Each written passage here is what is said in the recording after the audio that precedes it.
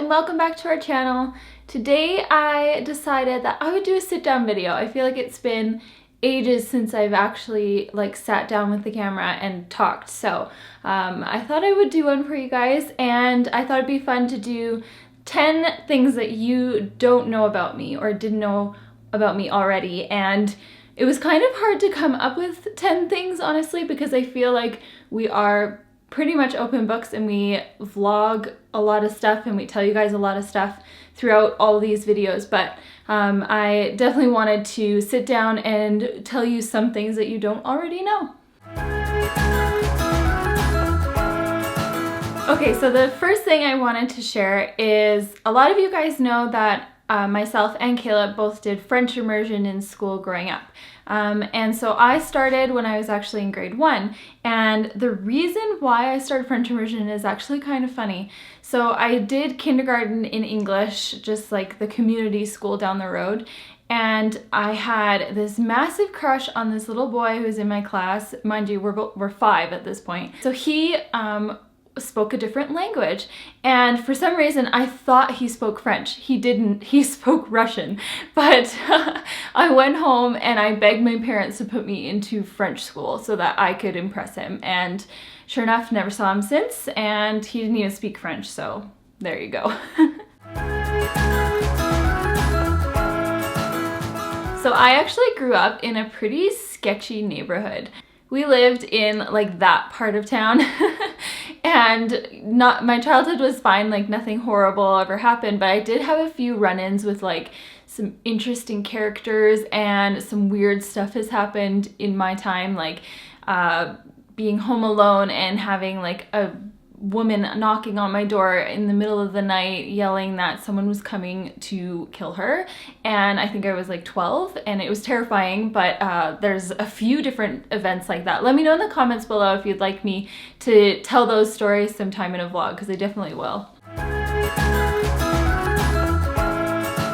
So as you guys know, I am married, and Caleb and I have been married we're about to celebrate our 4-year anniversary in just a couple of weeks, which is really exciting.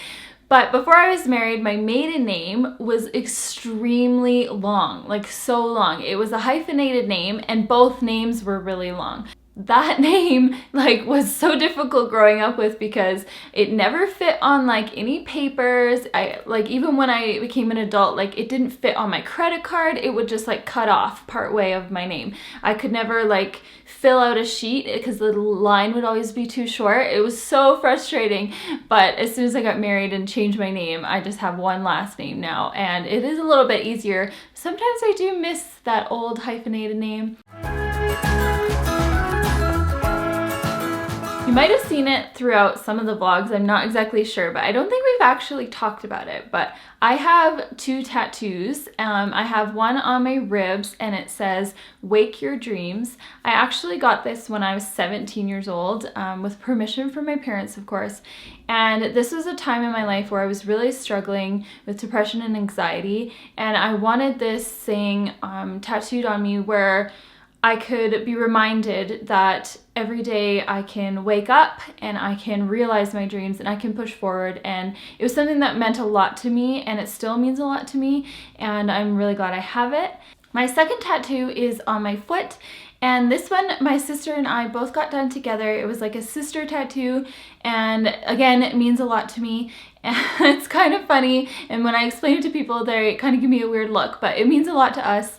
When we were growing up, we always watched Lilo and Stitch, and every time the part came where they say Ohana means family, family means no one gets left behind, it resonated with my sister and I because of kind of the dynamic of our childhood and everything, and the bond that we did have, and so it meant a lot. So we decided to get that tattooed. We have the exact same one on our same spot on our foot.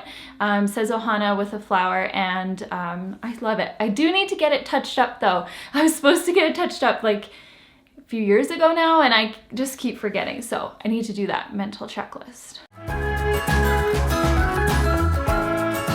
So a lot of you know that I went to Thailand after high school to volunteer teaching English, but what some of you don't know is that I did quite a few little adventures on my trip, and the big ones that resonate is that I went bungee jumping. Like, I can't believe I did that. My whole family was so shocked. They didn't believe me for forever, so showing them the pictures, they were like, oh, you did it. It was terrifying, but also awesome at the same time. Something else I did while I was in Thailand that I'm not necessarily proud of, because I do look back on it now and think that it was not right for the animals to be treated this way and everything, but I thought I'd share because the picture is hilarious and it is something super crazy. But I rode an ostrich. Myself and some of my friends at the time in Thailand, we went to an ostrich farm and we rode ostriches. And honestly, it was scarier than bungee jumping, because that head, like, this is the head, right? And then it like turns back and looks at you. And I like ended up being so scared because it goes so fast. I like jumped off and over the fence. Like, I don't even know how my body did it, but I just like flew off and I was like, get me out of here. That's something I'll never do again either. Another kind of story from my trip to Thailand is that I, as a lot of you guys know, am obsessed with elephants. I love them so much. The favorite animal, like, there are elephants all over my house. And I was extremely obsessed with them, especially in Thailand. And I talked about them all the time. So my fellow volunteers actually nicknamed me Elephant. And I couldn't think of a more perfect nickname, and I wish people still called me that.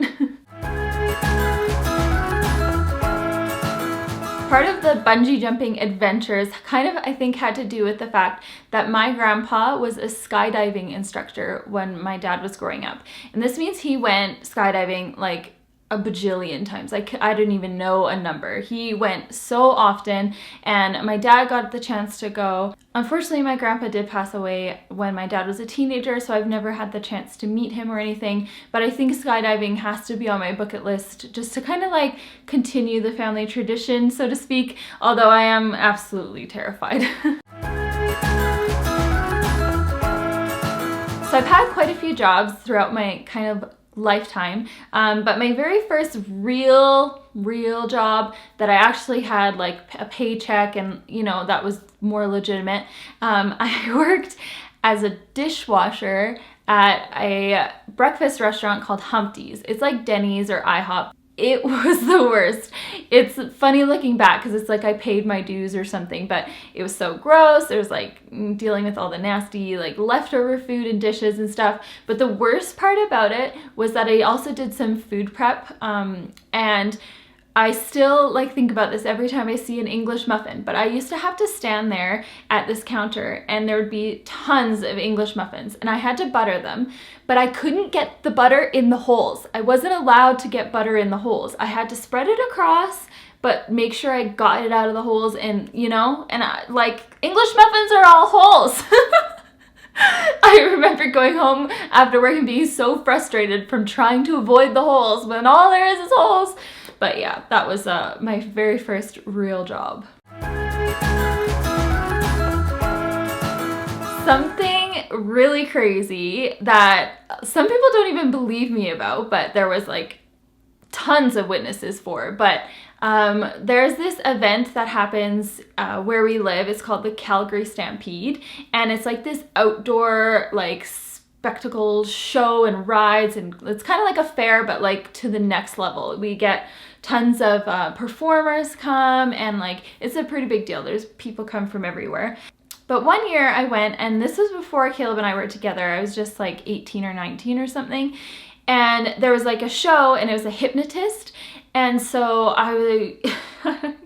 he needed volunteers, and I raised my hand and I got picked somehow. I don't even know how, because that never happens. But so I went up on stage, and you guys, I was hypnotized. I'm not even lying. I legitimately was. And it's so hard to explain, but basically, like, he did the thing where he was like, and sleep. And so I just fell over on like the person next to me's shoulder, and I'm totally conscious for the whole thing, and like I know what's going on, but it was like I didn't have control over my own body. It was the weirdest thing.